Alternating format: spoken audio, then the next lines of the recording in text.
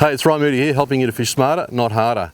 This week, in this week's blog post, I've come down to Townsville to join the Townsville Barramundi restocking group at the Ross River Dam to launch their first lot of major fingerlings into the dam for recreational fishing purposes. And I'm here with Rhyce. Rhyce is one of the members of the stocking group, and they do a lot of great work for the Townsville community. Starting off with the weirs, the Townsville Weirs, they've all been restocked and they've produced some fantastic fish and some awesome fishing for recreational fishermen. So Rhyce, what can you tell me about this release, mate? This is your first one here. What sort of things do you have to take into account, like predators, the amount of bait, the amount of fingerlings, what size are your fingerlings, that sort of thing? So to kick this ball off, we had to get on board with council. So we've been working with those guys for nearly 2 years to get to this stage. Yep. They've been supportive of the whole thing. Obviously their main focus is water quality, so they didn't want to allow people or fish or whatever activities to occur on the dam at the detriment of the water quality. So once they were satisfied with that, we proceeded to get a pre-stocking survey done. We spent, I think it was about $6,000 of funded money to get a survey done. That was an electro survey, basically to say yes, it's going to be a viable fishery, plenty of bait in there, predation, tilapia, there's heaps of stuff in there barras can eat. So that was the first step.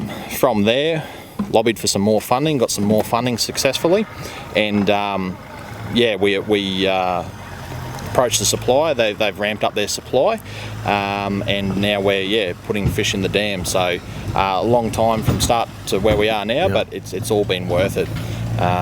We're releasing them between 70 and 100 mil. Yes. That seems to be our best bang for buck. So no need to have 300 mil fish at this stage because we haven't got metre long fish in here yet that can potentially eat them up to 500 or 600 mil. So we've only got the normal sort of risks. So you got birds, a couple of bigger sleepy cods, maybe some mouth almighties if they're quite large, but other than that, that seems to be our best value for money around that sort of 70 to 100 mil size fish. So. Cool. And it's great that you get some funding to do these sort of things, but where can the locals and people in the region donate? So basically, look, if anyone wants to make a cash donation to us, they can. However, by simply purchasing a SIPS permit, which the weirs are all on SIPS now, and eventually the dam will be too. And SIP is Stocked Impoundment Permit? So they can purchase them from the post office or straight online from the fisheries website.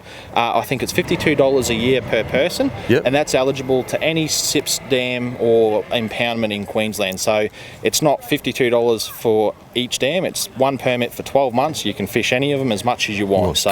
That money, they're probably better off doing that. Even if they're going to fish the weirs once a year, that money comes back to us tenfold because it's formulated as to how much we get.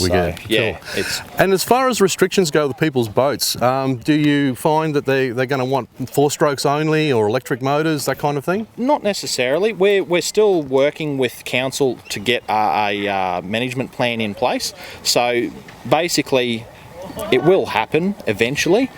The first tick we need to get is a fishery established. So that's the first tick in the box to get on the SIPS scheme.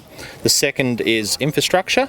Once we've got those, we're set then. We get 30,000 plus in funding every year from the SIPS scheme. So we don't have to go out and write applications and run raffles and it's money for jam. So once we've got that in place, that gives us 12 to 18 months to get the management plan in place. Council can work out their risk mitigation strategy, and that may be, they might allow 20 boats to start with just to monitor water quality, then 40, then 50, then 100. Cool. And then they'll realise they've got no impact on the water. It'll be just normal use. So. Awesome. And as far as these fish go, the small ones you're bringing in, the juveniles, are they from the East Coast stock, or are they a special kind of breed that they're bringing into the dams, different strains? So these are our supplier is Ron Shaw from Garoo, Barramundi and Crayfish. He's probably one of the premier suppliers on the coast. He is very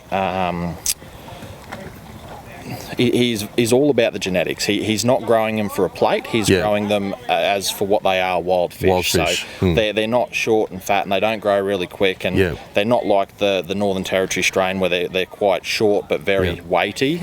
He's growing them based on genetics and what's best for this section of the East Coast. Particularly this area. Yeah, that's right, because you've got the Cairns strain, then you've got our strain, then you've got the Central Queensland strain. So he's very focused on making sure that we've got the best quality fish available to stock the dam with. Cool. And as far as these fish being able to make it to the salt in a big flood event, what happens if they go over the wall here? Is there access? Is there a bit of comfort for them to land on? Or surprisingly, there is, because unlike, so you've got the likes of a Wonga and Mondrian, it's basically quite a large drop to solid rocks below. You know, they haven't got much of a height. We've actually got a nice little pool at the bottom of ours that'll provide a bit of a cushion effect there. A bit like a water park, yeah, mate. Exactly. So they'll have a little bit of a cushioning effect there. Our dam wall isn't as tall as a lot of the other dams because we've got weirs that actually drop the water level all the way down to the salt. So it's not like, we haven't they haven't got to go as far down to natural water level. So we should have a bit of a cushioning effect, and by all means the same as a Wonga. Even though those fish did land on the rocks, a lot of them went into the Bouillon River and were successfully caught, even to the day, in the salt water. So there's 100% potential for stocking of the estuary system after they leave the dam. Yeah, cool. You guys do some great work for recreational anglers in this region, mate. You guys should be proud of yourselves. And mate, honestly, the whole local should get behind yous and provide funding for more fingerlings. It's only going to become a little world-class fishery here. Probably comp tournaments eventually, I imagine, too. That kind of thing. Yeah, definitely. That's in the radar. We've been talking to a few people up and down the East Coast, the ABT stuff, all the AFC invitationals, the works. Yeah, that's all on the radar. Cool. Exciting to have that. 5 minutes from most resident stores, and not having to travel at least an hour to 4 hours away to fish a dam. Exactly. That'll be great for Townsville, mate, and great for the fishers. Yeah, no, excellent. Thank you. Awesome, mate. Thanks for having us along. Appreciate it. Cheers, buddy. Thanks, mate.